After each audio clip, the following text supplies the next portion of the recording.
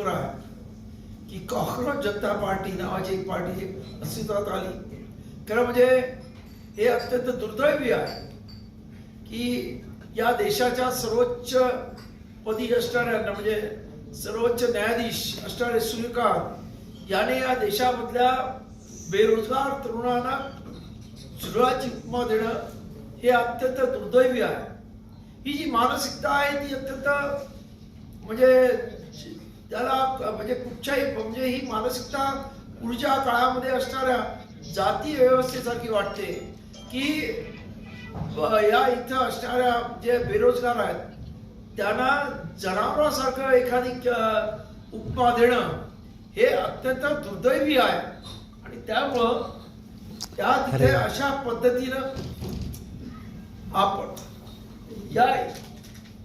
त्यामुळं या अशा पद्धतीनं कोणालाही अशा पद्धतीची उपमा देणं हे योग्य नाही. त्यामुळं आमचं रिपब्लिकन म्हणणं आहे की तुम्ही कुठच्याही पदावर असा, या देशामध्ये लोकशाही आहे आणि लोकशाहीमध्ये प्रत्येक माणूस हा समान आहे. आणि त्यामुळे तुम्ही जरी सर्वोच्च न्यायाधीश असलात तरी या देशातल्या तमाम तरुणाईची माफी मागणं हे आपलं कर्तव्य आहे असं मी समजतो. आपल्याकडून चूक झाली असेल तर ते माफी मागायला पाहिजे. आणि दुसरं सांगतो की हिरोशिमा नागासाकीवर जेव्हा अणुबॉम्ब पडला तेव्हा सर्व प्राणी जात उद्ध्वस्त झाले, मानव जात नष्ट झाली तिकडची, परंतु झुरळ हा एकच प्राणी जिवंत राहिला हा इतिहास आहे. त्यामुळं मी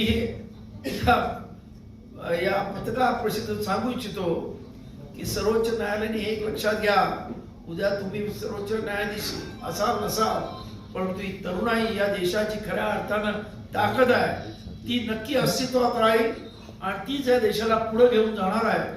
तेव्हा त्याचा अपमान या देशातली तरुणाई सहन करणार नाही, या देशातली जनता सहन करणार नाही. आणि या पद्धतीने असा कोणाला अपमान करण्याचा कोणालाही अधिकार नाही, या अशी रिप्रेझेंटेटिव्हची मागणी आहे.